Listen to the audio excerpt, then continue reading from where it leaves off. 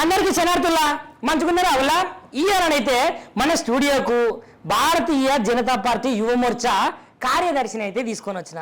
మరి ఆ అన్న పేరు తెప్పుకోవాలంటే ఆ అన్న పేరు అయితే ప్రవీణ్. ఏబీవీపీ నుంచి స్టార్ట్ అయ్యి ఇగో ఇక్కడి వరకు వచ్చిందన్న.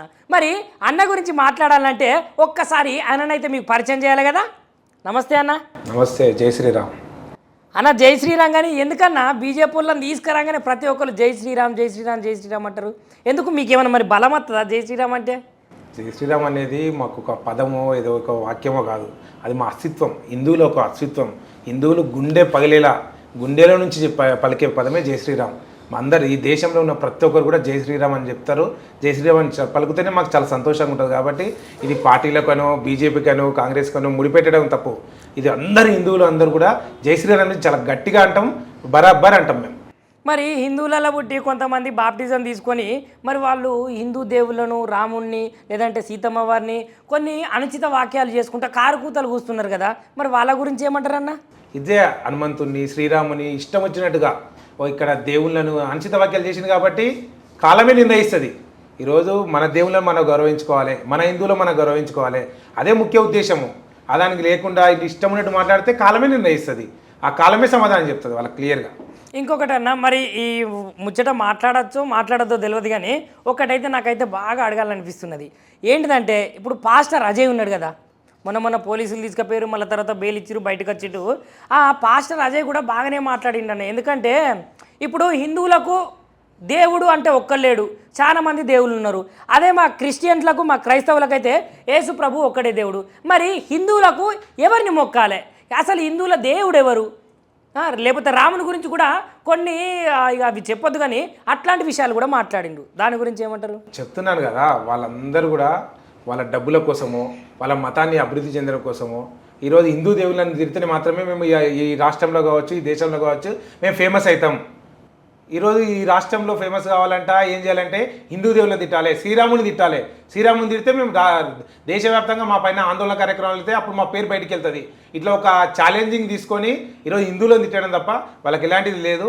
ఈరోజు హిందువులను తిట్టడం వెనుక వాళ్ళంతా పెద్ద కుంభకోణాలు ఉంటాయి. వాళ్ళ ఎంబడి వాళ్ళ డబ్బుల కోసం ఫారెన్ కంట్రీస్ నుంచి డబ్బులు పంపిస్తారు. కాబట్టి ఆ డబ్బులకు ఆశపడి హిందూ దేవుళ్ళని తిట్టడం తప్ప, అంటే అర్థం చేసుకోండి మీరు, హిందూ దేవుళ్ళకి వస్తే ఎవరు కూడా పుట్టగతులు ఉండవు. ఇది క్లియర్. ప్రవీణ్ అన్న గురించి ఇప్పుడు ప్రస్తావన మాట్లాడుకుంటాను కాబట్టి అసలు ఏబీవీపీలకు మీరు ఎప్పుడు వచ్చిర్రు, భారతీయ జనతా పార్టీలో ఎప్పుడు చేరిర్రు, అదేవిధంగా భారతీయ జనతా పార్టీ యువమోర్చా నుంచి మీ సేవలు మీలాంటి తమ్ముళ్లకు ఎట్లా అందజేసిర్రు, ఈ జనానికి ఎట్లా అందజేసిర్రు ఒకసారి చెప్పారు. ముఖ్యంగా నేను ఇంటర్మీడియట్ చదువుతున్న సమయంలో నేను విద్యార్థి పరిషత్ కార్యకర్తలు, మా పైన సీనియర్స్ వాళ్ళందరూ కూడా కార్యక్రమాల దృష్ట్యా మా కాలేజీకి వచ్చినప్పుడు నేను ఆకర్షితునైనాను. విద్యార్థి పరిషత్కి ఆకర్షితునయ్యి ఇంటర్మీడియట్ నుంచే నేను ఏబీపీలో తిరగడం మొదలుపెట్టిన. ఆఫ్టర్ ఇంటర్మీడియట్ తర్వాత బీటెక్ చదివే టైంలో కూడా విద్యార్థి పరిషత్ చాలా తెలంగాణ ఉద్యమ మూమెంట్లో సుష్మా స్వరాజ్ గారు ఆధ్వర్యంలో పెద్ద ఎత్తున ఎల్బీ స్టేడియంలో పెద్ద సభ పెడితే ఆ సభలో కూడా పాల్గొన్న వ్యక్తిని నేను కొన్ని. మా నుంచి దగ్గర ఒక 10 డీసీఎంలు తీసుకొని, మా ప్రాంతం షాద్నగర్ మా సొంత ఊరు, అక్కడ నుంచి 10 డీసీఎంల నిండా విద్యార్థులను ఎక్కించుకొని సుష్మా స్వరాజ్ సభకు తీసుకొచ్చినాను నేను. ఈరోజు అట్లా కంటిన్యూగా నేను హైదరాబాద్ నగరానికి ఎల్ఎల్బీ చదవడానికి హైదరాబాద్ నగరానికి వచ్చినప్పుడు ఇక్కడ ఉన్న ప్రాంతంలో ఇదే ఏరియాకు సెంట్రల్ జోన్కు నేను జోనల్ ఇన్ఛార్జ్గా విద్యార్థుల సమస్యల పైన, ఫీజు రిమెంట్ పైన, స్కాలర్షిప్ల పైన, విద్యార్థులకు ఏ సమస్య వస్తే అప్పుడు 24 గంటలకు వాళ్ళు అందుబాటులో ఉండి విద్యార్థుల సమస్యల పైన నిరంతరం పోరాడిన వ్యక్తిని నేను. అఖిల భారతీయ విద్యార్థి పరిషత్లో నాతో పాటు చాలామంది కార్యకర్తలు కూడా గత 15 సంవత్సరాలుగా అఖిల భారతీయ విద్యార్థి పరిషత్లో సేవలు అందించడం. ఆ సేవలకు గుర్తించి మా గురువు గారు డాక్టర్ గౌతమ్ రావు గారు కూడా అప్పుడు అఖిల భారతీయ విద్యార్థి పరిషత్లో ఉండే, అతను కూడా బీజేపీ పార్టీలోకి వెళ్ళడంతో మేము కూడా 2019లో భారతీయ జనతా పార్టీలోకి ఎంట్రీ ఇవ్వడం జరిగింది. నేను ఎంట్రీ ఇవ్వడంతో 2019లో హైదరాబాద్ నగర కార్యదర్శిగా నేను బీజేఎం బాధ్యతలు నిర్వహించిన. ఒక 2 సంవత్సరాల తర్వాత నాకు ప్రమోషన్ వచ్చి మనం చేసిన పనిని అధినాయకత్వం గుర్తించి రాష్ట్ర కార్యదర్శిగా నాకు అవకాశం కల్పించింది. ఈ రాష్ట్ర కార్యదర్శిగా అవకాశం కల్పించిన 1.5 ఇయర్లో కూడా ప్రతి సమస్య పైన, యువకుల సమస్యలు కావచ్చు, అదేవిధంగా నిరుద్యోగ సమస్యలు కావచ్చు, ఈ రాష్ట్రంలో గత ప్రభుత్వం కేసీఆర్ ప్రభుత్వం ఉద్యోగాలు ఇవ్వకపోతే సెక్రటరియట్ ముట్టడి కావచ్చు, అదేవిధంగా టీఎస్పీఎస్సీ గేట్లు పలగొట్టిన దాంట్లో మొదటి వ్యక్తిని నేను. టీఎస్పీఎస్సీ గేట్లు ఎక్కి ఆ కేసులో జైలు పాలైనాం మేము. ఇప్పటి కూడా ఆ కేసులు ఎండ తిరుగుతున్నాం, ఈరోజు కోట్ల చుట్టూ తిరుగుతున్నాం. అట్లా మేము ఎన్నో విధమైన ఉద్యమాలు చేసినాం. ఈరోజు ఎన్నో ఉద్యమాలు చేసుకొచ్చి ఈరోజు భారతీయ జనతా పార్టీ యువమోర్చా రాష్ట్ర కార్యదర్శిగా ఈరోజు తెలంగాణ రాష్ట్రంలో సేవలు అందిస్తున్నాను. అన్న గట్లనే మీరు ఎల్ఎల్బి చేసిర్రు అన్నారు కదా, మరి ప్రాక్టీస్ చేయకుండా పార్టీ అని ఓమోర్చా అని బీజేపీ అని అన్నీ మరి ఈ పార్టీల చుట్టేందుకే మంచిగా ఎల్ఎల్బీ చేసిర్రు, దాంట్లో కూడా మీకు మంచి జీవనం ఉంటుంది, మంచి జీవనోపాధి ఉంటుంది కదా, మరి దీనికి ఎందుకు ఆకర్షితులయ్యారు? రెండు సైడ్లు బ్యాలెన్సింగ్గా మేము వర్క్ చేసుకుంటాం. ఇక్కడ ప్రజలకు సేవ చేయాలనే ఒక ఆలోచన మాది. ప్రజలకు సేవ చేయాలనుకుంటే ఒక ప్లాట్ఫామ్ కావాల్సిందే కదా. డైరెక్ట్ నువ్వేం చేయలేవు. ఒక రాజకీయ పార్టీలో మనము ఒక ఎదుగుతూ ఉంటేనే ప్రజలకు సేవ చేసే అవకాశం ఎప్పుడో అప్పుడు వస్తుంది. మా నాయకులందరూ కూడా మీరు చూస్తూ ఉంటారు, బండి సంజయ్ కావచ్చు, కిషన్ రెడ్డి గారు కావచ్చు, చిన్నప్పటి నుంచి చదువుతో పాటు ప్రజలకు సేవ చేసుకుంటూ వెళ్తుంటే ఈరోజు కిషన్ రెడ్డి గారు కేంద్ర మంత్రి అయ్యిండు. అంటే చిన్న స్థాయి నుంచి ఇక్కడ ఇదే లోకల్ హిమాయత్ నగర్కి ఎమ్మెల్యేగా అయ్యి తర్వాత ఎంపీగా అయ్యి ఈరోజు కేంద్ర మంత్రిగా, అంటే అవకాశాలు అనేవి వస్తూ ఉంటాయి.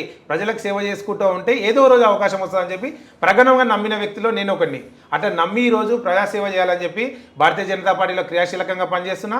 అదేవిధంగా హైకోర్టులో కావచ్చు, నాంపల్లి క్రిమినల్ కోర్టులో కావచ్చు నా ప్రాక్టీస్ కూడా నేను మొదలుపెట్టాను. ఇప్పటికి 2-3 ఇయర్స్ నుంచి కంటిన్యూషన్ ప్రాక్టీస్ కూడా నడుస్తుంది. సో ఇంకొకటన్నా, తెలంగాణ రాష్ట్ర మాజీ ముఖ్యమంత్రి కేసీఆర్ గారు ఉన్నారు కదా, సో వాళ్ళైతే ఇప్పుడు 27వ తారీఖున అయితే రజతోత్సవాలు పెడతారట. ఎక్కడంటే వరంగల్ జిల్లా దగ్గర ఎల్కుర్తి దగ్గర. అయితే మరి ఆ రజతోత్సవాలకు సంబంధించి మరి వాళ్ళు పెట్టేదందుకు గల కారణాలు ఏమున్నాయి? మరి ఆ రజతోత్సవాలు పెట్టినప్పుడు జనము నిజంగానే బాగా జన సమీకరణ ఉంటుందా? ఎందుకంటే 10 సంవత్సరాలు వాళ్ళు పరిపాలించి రాష్ట్రాన్ని అయితే అప్పుల పాలు చేసిర్రు అని ఇటు ఈ పార్టీ చెప్తున్నది, అటు ఆ పార్టీ చెప్తున్నది. మరి జనాలు ఇంకా నమ్మి ఆ సభలో పాల్గొనే అవకాశం ఉన్నదా? మరి జనాలు ఇంకా నమ్ముతున్నారంటారా? మరి ముఖ్యంగా తెలంగాణ రాష్ట్రాన్ని అప్పుల పాలు చేసిందే కేసీఆర్. ఇష్టం వచ్చినట్టు ఉచిత హామీలు సృష్టించి ఎట్లా పడితే అట్లా ఎవడికి పడితే వానికి సగం ఇవ్వాలి. వాళ్ళ పార్టీ కార్యకర్తలందరికీ ఇష్టం వచ్చినాక 10 లక్షలు 20 లక్షలు ఇష్టమైనట్టు చేసి తెలంగాణ రాష్ట్రాన్ని అప్పుల కుప్పగా తయారు చేసిండు. ఈరోజు అప్పుల కుప్పగా తయారు చేసినందుకు నీ రజోత్సవ సభకు రావాలన్నా? ఈరోజు తెలంగాణ ఉద్యమకారులను నిట్ట ముంచినందుకు నీ రజోత్సవ సభకు రావాలన్నా? తెలంగాణ ఉద్యోగులకు అదేవిధంగా జీతాలు ఇవ్వకుండా ఇష్టవిధిగా వాళ్ళకి సతాయించినావు. అదేవిధంగా నిరుద్యోగులకు ఉద్యోగాలు కల్పిస్తా అని చెప్పినావు. ఒక ఉద్యోగాలు కల్పించడమే కాక టీఎస్పీఎస్సీలో పేపర్ లీకేజీలు అయితే కూడా ఒక దోషిని కూడా పట్టుకొని చేయలేవు. దానికోసం విద్యార్థులందరూ నీ రజోత్సవాలకు రావాలన్నా? ఈరోజు విద్యార్థులు నిరుద్యోగులు అందరూ కూడా పూడగట్టుకొని వాళ్ళందరూ ఇంటిని తిరిగి నోడగొట్టినాం. ఈరోజు కూడా నీ రజోత్సవాలకి ఎవరు రావాలని ఇంట్రెస్ట్ లేదు. వాళ్ళు ఇల్లుకి వెళ్ళి అడుగుకుంటారు. ఇప్పుడు అయ్యా మీరు రండి, వరంగల్లో సభ పెడుతున్నాం, కేసీఆర్ గారు వస్తారు, చాలైన తర్వాత రెస్ట్ తీసుకొని వస్తుండు. ఎందుకు వస్తున్నావు నువ్వు? ఇన్నేళ్ళు ఎక్కడ పోయినావు? 2 ఏళ్ళ నుంచి ప్రజలకు సమస్యలు లేవా? ఈరోజు ముఖ్యమంత్రి దిగిపోగానే నువ్వు రెస్ట్ తీసుకున్నావు. మరి రెస్ట్ తీసుకొని 2 ఏళ్ళ తర్వాత వచ్చి నువ్వు ఏం చెప్పదలుచుకున్నావు? ఇన్ని రోజులు సమస్యలు వస్తే ఎందుకు రాలేవు నువ్వు? ఈరోజు కాంగ్రెస్ ప్రభుత్వాన్ని మేము గెలిపించుకున్నాం. కాంగ్రెస్ ప్రభుత్వంలో చాలా సమస్యలు ఉన్నాయి. వాళ్ళు ఎన్నో హామీలు ఇచ్చారు, వాళ్ళు కూడా నెరవేర్చలే. మేమంతా బీజేపీ పార్టీ రోడ్డు మీదకి వచ్చి ధర్నాలు చేసింది. టీఆర్ఎస్ పార్టీ ఎందుకు రాలేకపోయింది? కేసీఆర్ మాజీ ముఖ్యమంత్రిగా ప్రశ్నించాలి కదా. ఒక్కసారి వచ్చి ముఖ్యమంత్రి ప్రశ్నించిండా? మాజీ ముఖ్యమంత్రి ఒక సమస్య పైన రేవంత్ రెడ్డి ఎత్తి చూపిండా? అసెంబ్లీకే రాలేవు నువ్వు. నిండు అసెంబ్లీలో వచ్చి నువ్వు ప్రశ్నించాలి కదా. ఈరోజు అసెంబ్లీలో ప్రశ్నించడానికి కాదు కానీ ఇక్కడ నిన్న డబ్బులు పెట్టి పక్క రాష్ట్రాల నుంచి, తెలంగాణ రాష్ట్రం నుంచి ఎవరు ఓడండి ఆ సభకు? పక్క రాష్ట్రాల నుంచి, చుట్టుపక్కల రాష్ట్రాల నుంచి వాళ్ళ సంబంధించిన వ్యక్తులను డబ్బులు ఇచ్చి పోగేసుకొని బస్సులు లారీలు పెట్టి ఆ సభ నింపుకొని దాన్ని విజయవంతం చేద్దామని చూస్తుంది తప్ప తెలంగాణ రాష్ట్రంలో ఉన్న ప్రతి ఒక్కరికి అర్థమైపోయింది కేసీఆర్ గుణమైందనేది. కేవలం ఆయన మన డబ్బునే మన మీద అప్పులుగా మోపి అక్కడక్కడ కొన్ని పథకాలు చూపి వాళ్ళు లక్షల కోట్ల రూపాయలు సంపాదించుకురు. చాలా కుంభకోణాలు చాలా బయటకు వచ్చే ఉంది. రేవంత్ రెడ్డి ఎందుకో బయట పెట్టడానికి భయపడుతున్నాడు. ఆయన మరి ఏం భయమో నాకు అర్థం కావట్లేదు. చాలా కుంభకోణాలు, రైజింగ్ కుంభకోణం కావచ్చు, ఇంకా చాలా కాళేశ్వరం ప్రాజెక్టులో పెద్ద కుంభకోణాలు అయినా ఆయనే చెప్తాడు. మరి ఎందుకు అరెస్ట్ చేస్తలేడు? చట్టం తన పని తాను చేసుకుంటూ పోతుంది అంటాడు. చట్టం తన పని చేసుకుంటూ పోతా అంటే అదే సోనియా గాంధీ విషయానికి వచ్చేసరికి బీజేపీ పార్టీ మీద బదలాలు లేపుతారు. నేషనల్ హెరాల్డ్ పత్రిక యొక్క విషయంలో వచ్చి 953 కోట్ల ప్రజాధనాన్ని వృధా చేసినామని చెప్పి ప్రశ్నించి ఈడీ వాళ్ళను వాళ్ళ ఛార్జ్షీట్లో చేరిస్తే వీళ్ళు బీజేపీ చేసిందని చెప్పి భారతీయ జనతా పార్టీ బదలాలు చెప్తుంది. ఈరోజు యూత్ కాంగ్రెస్ నరేంద్ర మోడీ దిష్టిబొమ్మ తయారు చేస్తుంది. ఎందుకోసం ఇదంతా? అంటే దొంగలే అని చెప్పి అరుచుకోవడమా? ఈరోజు నువ్వు తప్పు చేయనట్టయితే ఈడీ ముందర పోయి పార్టిసిపేట్ చేయవు, విచారణకు సహకరించు. నువ్వు తప్పు చేయలేవు కదా. తప్పు చేయనప్పుడు ఎలానికి భయమైంది? కేవలం రాజకీయాల కోసం వీళ్ళ యొక్క పార్టీలు మనుగడ కోసం ఇవి చేయడం తప్ప ఇవేం లేదు. కేసీఆర్ కూడా నేను స్పష్టంగా ఈ మీడియా ద్వారా చెప్తున్నాను, ప్రజల మధ్యలో ఉండి ప్రజలకు సేవ చేసుకుంటే ప్రజలు మీ ఎంబడిలో వస్తారు. నీ ఇష్టం ఉన్న 2 ఏళ్ళకి ఒకసారి 3 ఏళ్ళకి ఒకసారి బయటకు వచ్చి ఒక సభ పెడతా, అందరికీ 1000 రూపాయలు ఇస్తా, పక్క రాష్ట్రానికి వెళ్ళి పిలుచుకుంటా అంటే నీ పార్టీకి పుట్టగతులు కూడా పనికి రాకుండా పోతాయి. ఇది స్పష్టంగా చెప్తున్నాను. అంటే ఇప్పుడు 2 షేడ్ బీనే అంటారా? అంతే కదా. అంటే ఇప్పుడు కేసీఆర్ గారు అదేవిధంగా రేవంత్ రెడ్డి గారు తెర మీద మాత్రమే డిష్యూం తెర వెనుక మంచిగా ఇద్దరు కలుసుకుంటారు. ఒకటే కదండి. ఇదే రాహుల్ గాంధీ అశోక్ నాథ్ చౌరస్తాకు వచ్చి అక్కడ ఉన్న లైబ్రరీలు మీకు అందరూ తెలుసుగా, లైబ్రరీలో మోకాల మీద కూర్చున్నాడు. మోకాల మీద కూర్చొని 3 నెలలు పుస్తకాలు పక్కన పెట్టండి, మీ భవిష్యత్తుకు నేను ఇస్తాను హామీ. 3 నెలలు పుస్తకాలు పక్కన పెట్టి ఇంటింటి తిరగండి. తెలంగాణ రాష్ట్రంలో ఉన్న ప్రతి ఇంటికి తిరిగి నిరుద్యోగులు అడిగితే అందరూ కూడా ఓట్లు వేస్తారని చెప్తే మేమందరం కూడా నిరుద్యోగులము. నిజంగానే నమ్మినాం. అంత పెద్ద వ్యక్తి రాహుల్ గాంధీ చెప్తున్నాడు కదా, పక్కన రేవంత్ రెడ్డి అని చెప్పి ఒక వ్యక్తి ఉన్నాడు కదా, ఇలా నమ్మి ఇంటింటికి తిరిగి కాంగ్రెస్ పార్టీని గెలిపిస్తే ఏం చేసినండి? మరి జరిగిందా? ఇప్పుడు న్యాయం జరిగిందా? ఎవరికి న్యాయం? అదే కదా, ఎవరికి న్యాయం జరిగింది? కొండా సురేఖ పోయి ఇప్పుడు పక్కన శ్రీధర్ బాబుని అడుగుతుంది. అయితే ఇప్పుడు కాంగ్రెస్ పార్టీకి చెందిన మంత్రి ఉన్నది కదా కొండా సురేఖ గారు. ఆ కొండా సురేఖ గారు ఇప్పుడు వాళ్ళ కుటుంబ సభ్యులకు సంబంధించిన వాళ్ళ మేనల్లుడో వాళ్ళ అల్లునికో ఒక జాబ్ కావాలి అని డైరెక్ట్ ఎమ్మటే శ్రీధర్ బాబు గారిని అడుగుతున్నది. మరి దీని మీద ఏం మీరు స్పందిస్తారు? చెప్తున్నాను కదా, కాళ్ళకు బల్పం కట్టుకొని పుస్తకాలన్నీ పక్కన పెట్టి కాంగ్రెస్ పార్టీ వస్తే మా ఆశల పల్లకిలో ఈరోజు 2 లక్షల ఉద్యోగాలు ఇస్తా అన్నాడు కదా, ఒకటే సైన్లో 2 లక్షల ఉద్యోగాలు వస్తాయి, మా భవిష్యత్తు మారుతుంది, మా తల్లిదండ్రులు మంచిగా చూసుకోవచ్చు, మా తల్లిదండ్రులకు పొట్ట నిండా కూడు పెట్టవచ్చు అని చెప్పి ఆశపడి ఈరోజు మేము తెలంగాణ రాష్ట్రంలో కాంగ్రెస్ పార్టీని ముందుండి నడిపించి తెలంగాణ రాష్ట్రంలో కాంగ్రెస్ అధికారంలోకి వచ్చేలా చేసినాం. ఈరోజు కాంగ్రెస్ పార్టీ అధికారంలోకి వచ్చినాక నిరుద్యోగులు నిట్టండి ముచ్చింది కదా. ఈరోజు డిఎస్సి నోటిఫికేషన్ 21,000 ఉద్యోగాలు వేస్తా అని చెప్పింది. 5,000 ఉద్యోగాలు వేసి చేతులు దులుపుకుంది. ఆ ఉద్యోగాలు నోటిఫికేషన్ ఇవ్వకుండా ఆ ఉద్యోగాలను చుట్టూ తిరుగుకుంటా కోట్ల చుట్టూ తిప్పుకుంటా వాళ్ళకి ఆ పార్టీ కార్యకర్తలు వెళ్ళి కోర్టులో కేసులు వేస్తారు. కోర్టులు వేస్తే ఆ నోటిఫికేషన్ ఎక్కడ ఫుల్ఫిల్ కాకుండా చేస్తారు. అంటే ఎంత దారుణం అంటే ఈరోజు కొండా సురేఖ లాంటి మంత్రి, ఆమె అన్నీ అనుభవిస్తుంది. మంత్రిగా ఆమె కావాల్సిన అనుభవం అంతా ఉంది, ఆమె కావాల్సినంత డబ్బు వస్తుంది, వాళ్ళ కుటుంబానికి కావాల్సినంత డబ్బు వస్తుంది. అవినీతి చేస్తారు, వరంగల్ విచ్చలవిడిగా అవినీతి చేసి లక్షల కోట్ల రూపాయలు సంపాదిస్తారు. అయినా కూడా ఆమె మేల్లండూరికి వెళ్ళి ప్రభుత్వ ఉద్యోగం కావాలని చెప్పి ఇంకో మంత్రిని అడుగుతుంది. ఎంత సిగ్గుచేటండి! ఈరోజు కాళ్ళకి బల్పం కట్టుకొని ఊరూరా తిరిగిన నిరుద్యోగులను నిండా ముంచడం ఎందుక? ఈరోజు నిరుద్యోగులందరూ ఎక్కడ పోవాలండి? అంటే నీ లోపల నీ ఉద్యోగాలు అమ్ముకుంటురా? ఈరోజు బహిరంగంగా ఇంకొకటి బయటకు వచ్చింది కాబట్టి మనం డిస్కషన్ చేస్తున్నాం. రాకముందు ఎన్ని అమ్ముకురు ఇప్పటివరకు? ఇక ఎన్ని ఉద్యోగాలు ఫుల్ఫిల్ అయినాయి?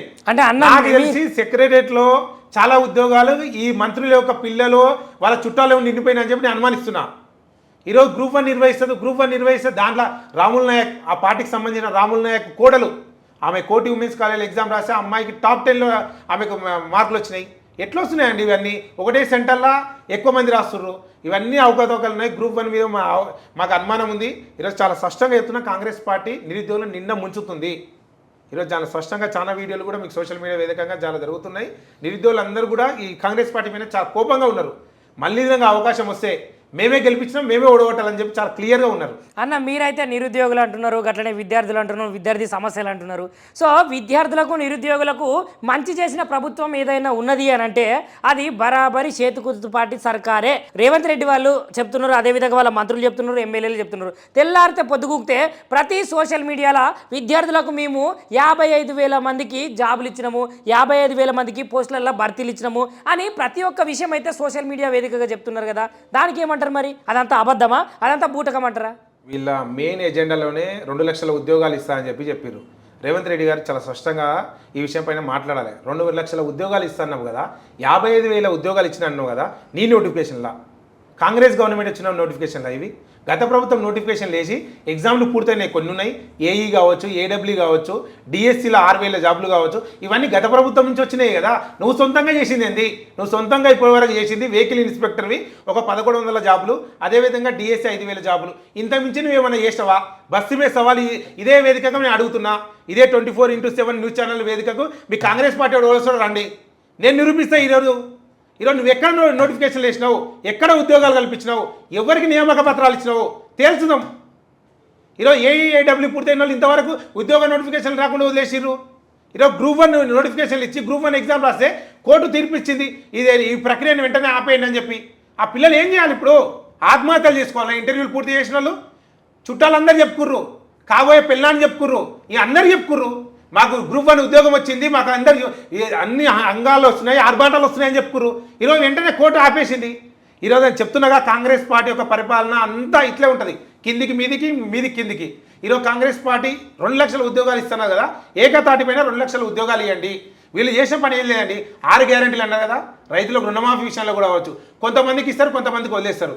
ఇంకోటి మీకు యువ వికాస్, రాజీవ్ వికాస్ అని చెప్పి కొత్త పథకాన్ని తీసుకొచ్చి, ఆ పథకం కేవలం చెప్తున్నా కదా ఉత్తి ఆర్భాల కోసమే. ఈరోజు 3 లక్షల మంది అప్లై చేసిరండి. ఈరోజు 3 లక్షల మంది అప్లై చేస్తే ఇంకా ఓపెన్ కావట్లేదు. మీ సేవ ఈ సేవల చుట్టూ తిప్పుతున్నారు వాళ్ళని. చెప్తున్నా కదా వీళ్ళందరూ కూడా కేవలం ఈ టైంపాస్ రాజకీయాలు చేస్తున్నారు. కాలం వెళ్ళదీయాలి, కాలం వెళ్ళదీస్తే ఏదో ఒక రకంగా ఇది చెప్పుకుంటూ పోవాలి, గ్రామ పంచాయతీ ఎలక్షన్లకు పోవాలని చెప్పి ఇది రాజీవ్ యువ వికాస్ కావచ్చు, ఇవన్నీ పథకాలు కేవలం కాలం వెళ్ళదీయడానికి కోసమే కాంగ్రెస్ ప్రభుత్వం తీసుకొచ్చిందని చెప్పి ప్రకటనగా నమ్ముతున్నాం. షేర్ చేయండి, లైక్ చేయండి, సబ్స్క్రైబ్ చేయండి. మరిన్ని వీడియోల కోసం బెల్ సింబల్ పై క్లిక్ చేయండి.